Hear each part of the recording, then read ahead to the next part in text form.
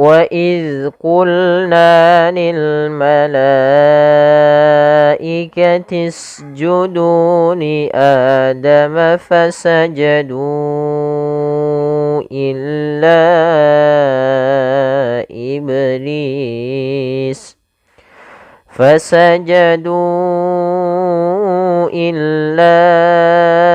إبليس أبى واستكبر وكان من الكافرين.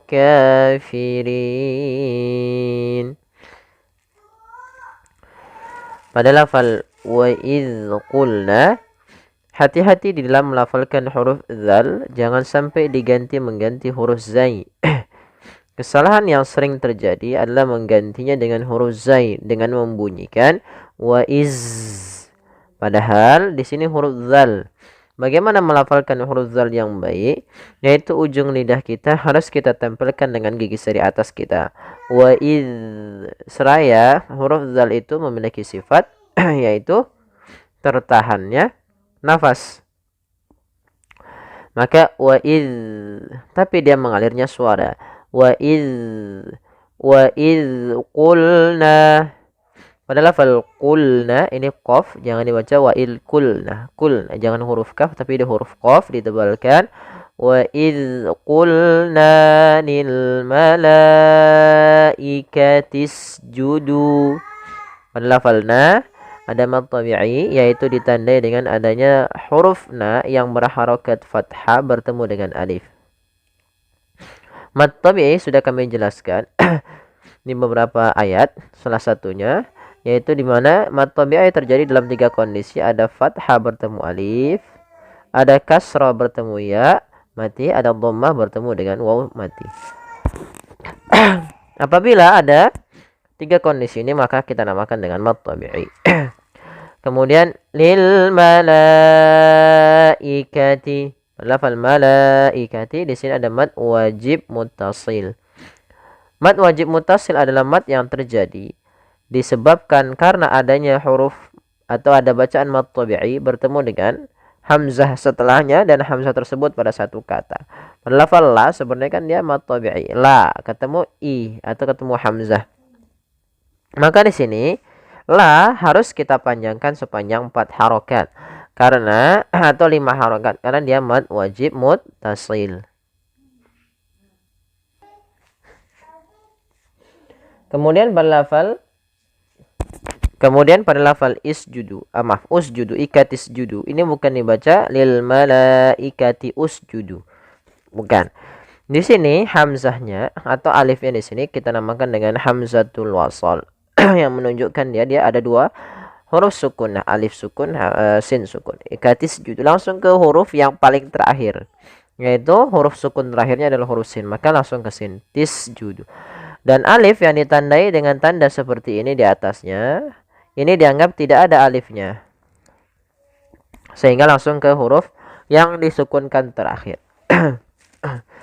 Kemudian pada lafal usjudu, ini ada mad tabi'i lagi, adanya dhammah yang tadi kami jelaskan bertemu dengan huruf waw sukun.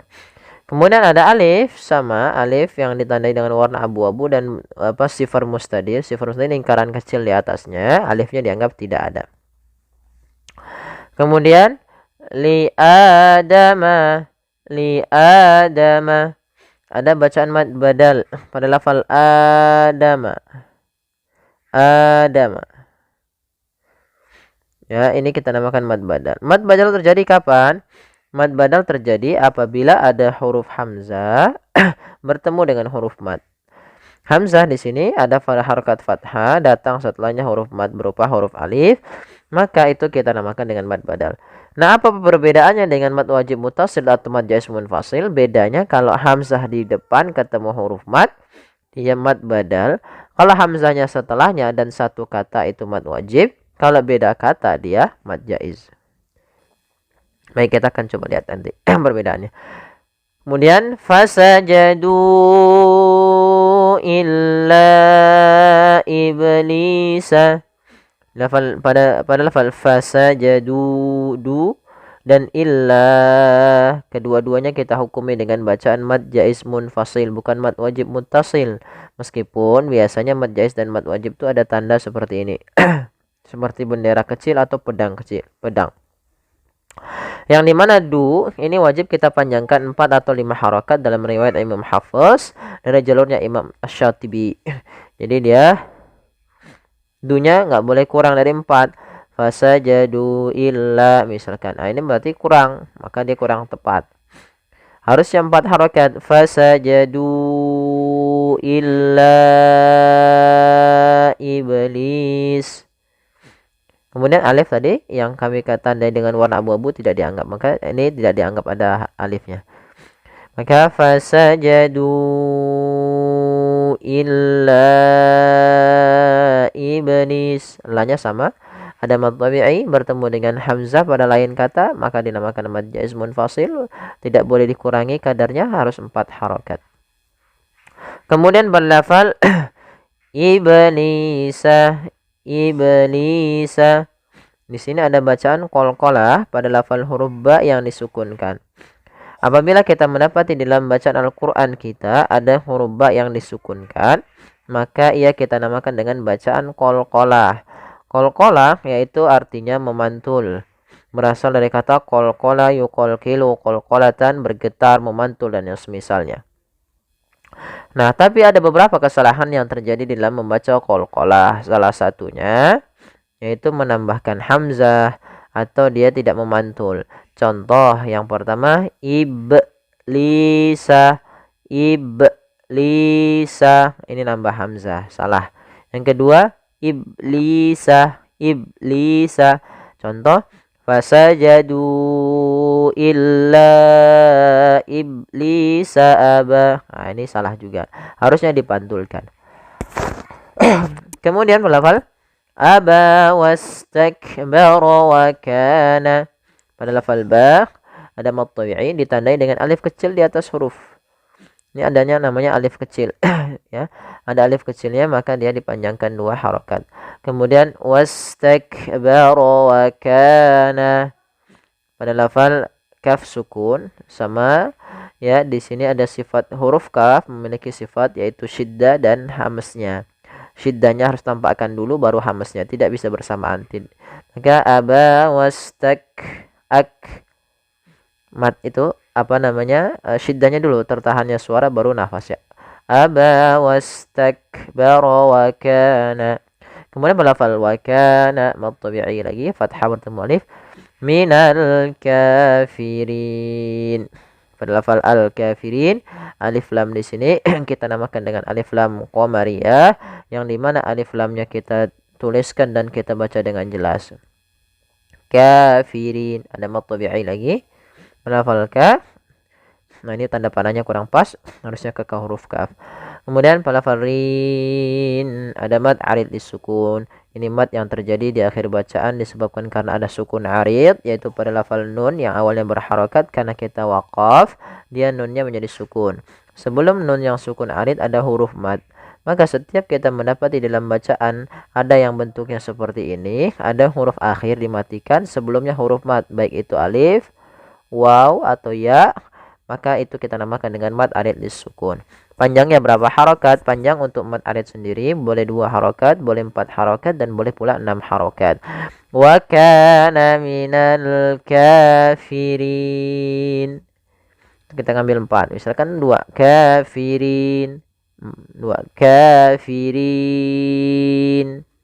6 kafirin. Ya, baik, kita coba ulang sedikit lagi.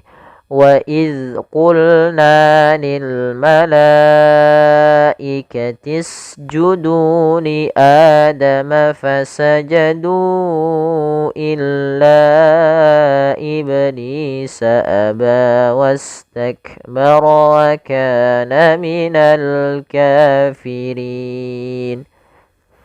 وقلنا يا آدم اسكن أنت وزوجك الجنة وكلا منها رغدا. وكلا منها رغدا حيث شئتما ولا تقربا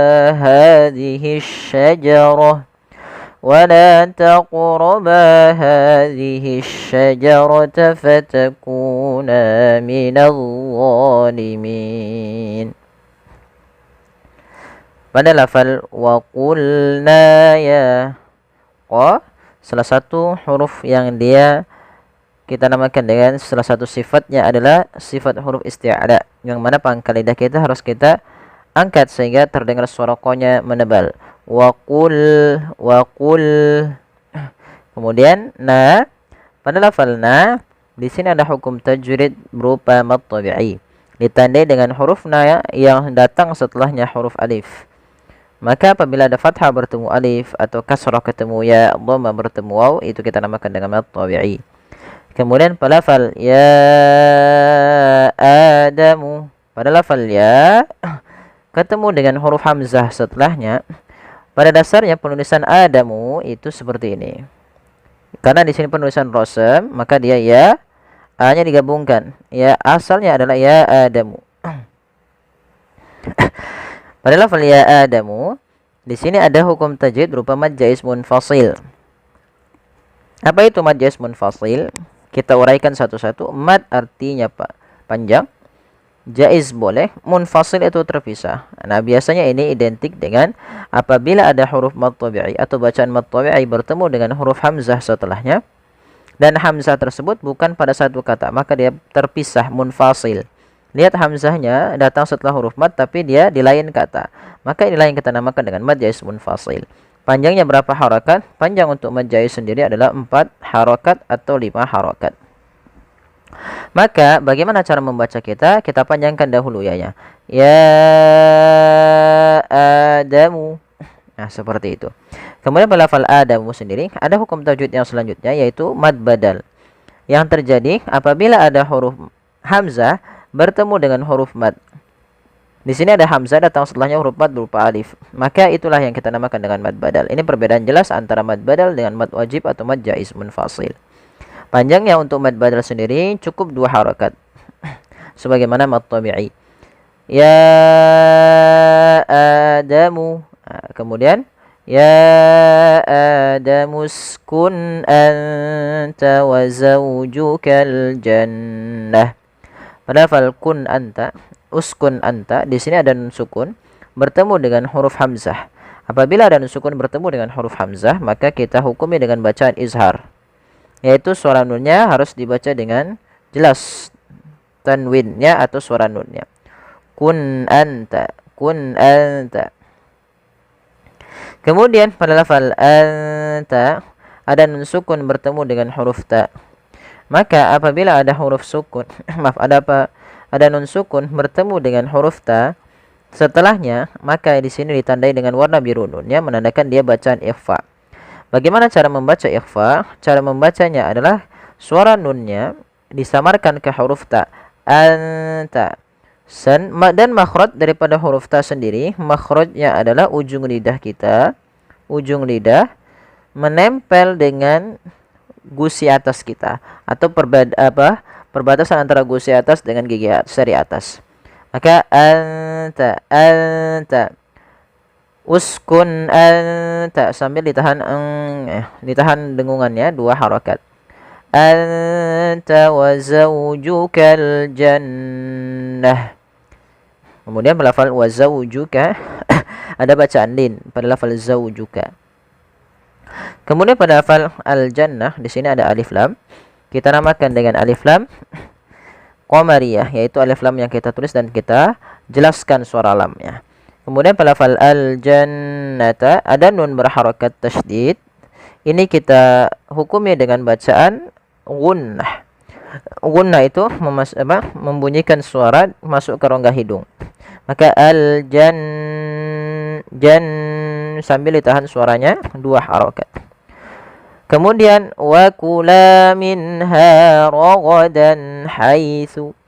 Lafal wa kula ada bacaan mad tabi'i, yaitu fathah bertemu alif, minha nun mati bertemu dengan ha izhar halqi, sebagaimana tadi sukun anta. Kemudian pada lafal ha ada mad tabi'i lagi, fathah bertemu alif, raghadan. Ra tebal, ya, ra tafkhim, raghadan. Kemudian ada dan di sini ada fathatain atau kita namakan dengan tanwin bertemu dengan huruf ha setelahnya. Maka ini kita juga hukumi dengan hukum izhar halqi. Dibaca dengan jelas suara tanwinnya. Kemudian pada lafal haitsu, ha haluskan, dan huruf ha ini memiliki sifat hamz. Makhrajnya dari tengah tenggorokan kita, dan dia ha juga ada sifat apa namanya? Rikhwahnya, mengalirnya suara. Ha, haitsu. Ya, kemudian pada lafal su dan syi'tu ma. Ini sering terjadi kesalahan di dalam membacanya. Yaitu ada yang membaca hai susi tuma dengan sin diganti ha. Ini harus hati-hati. Nanti dia merubah huruf menjadi lahan. Harusnya dia su huruf sa yang pertama, ujung lidah kita menempelkan dengan gigi sari atas, kemudian shin dari tengah lidah kita. Beda antara sa dan shin. Maka hai sushi, hai sushi. Coba kita latihan. Hai sushi. Nah, kita ulangi, hai sushi. Hati-hati jangan sampai hai sushi. Jangan dua-duanya shin atau dua-duanya sin. Maaf, sin atau diganti malah dengan huruf sin. Jangan kedua-duanya huruf sa. Tapi dah hai sushi. Yang pertama sa, yang kedua shin. Kemudian syi'tuma pada lafal hamzah harus dijelaskan suara hamzahnya. Karena hamzah memiliki sifat syiddah dan jahar yang artinya tertahannya nafas dan tertahannya suara, maka dia harus dijelaskan. Syi'tuma, syi'tuma. Kemudian pada lafal ma ada lagi mad tabi'i kembali pada lafal ma. Kemudian pada lafal wala taqraba. Di sini pada lafal la ada mad tabi'i yaitu fathah bertemu dengan alif. Kemudian pada lafal huruf qaf yang disukunkan ini sebagaimana huruf qalqalah yang lainnya. Maka kita hukumi dengan bacaan qalqalah yaitu harus memantul. Kesalahan membaca qalqalah yang pertama tidak mantul, wala taqraba. Itu tidak mantul qafnya, maka salah. Yang kedua, wala taqraba, menambah hamzah pada lafal huruf qafnya. Ini yang sering terjadi kesalahannya. Kemudian pada lafal ba, di sini ada mad tabi'i, fathah bertemu kasra, fathah bertemu alif. Ha sama mad tabi'i. Hadhihi syajarata sama di sini ada alif lam, tapi di sini alif lamnya alif lam syamsiyah, yaitu alif lam yang kita tulis dan tapi kita tidak anggap lamnya, sehingga dia langsung diidghamkan ke huruf shin menjadi shin yang berharakat tasydid. Fatakuna pada lafal ku dan na kedua-duanya mad tabi'i, panjangnya 2 harakat. Minadh-dhalimin pada lafal dha, hati-hati jangan diganti dengan zo. Ini sering terjadi sekali mengganti huruf zo gitu ya, membaca minaz-zalimin, zalim. Harusnya bukan minaz-zo tapi minallah, dho, minadh-dhalimin, minadh-dhalimin. Ya, kemudian pada lafal dha dia ada mad tabi'i lagi, fathah bertemu kasrah. Kemudian pada lafal min ada mad arid lis-sukun, mad yang terjadi disebabkan karena kita waqaf pada huruf yang dia awalnya berharakat tapi dimatikan menjadi sukun arid, maka dinamakan mad arid disukun karena mad yang timbul disebabkan ada sukun yang timbul karena waqaf. Baik, awalnya mina karena kita waqaf, nunnya mati sebelumnya huruf mad, maka ini kita namakan mad arid disukun. Panjangnya berapa harakat? Boleh 2 harakat, boleh 4 harakat, dan boleh pula 6 harakat. Ya, semoga bermanfaat yang sedikit ini. Mohon bantuannya untuk like, share, dan subscribe. Jangan lupa juga bagi teman-teman yang silakan ingin bergabung, nanti silakan komen. Bila sudah bergabung, nanti kita akan masukkan ke grup untuk misalkan mengambil kelas tahfiz. Semoga nanti bisa lanjut ke kelas yang dia pengambilan sanad Al-Qur'anul Karim. Demikian, kurang lebihnya mohon maaf. Wabillahi taufiq wal hidayah. Wassalamualaikum warahmatullahi wabarakatuh.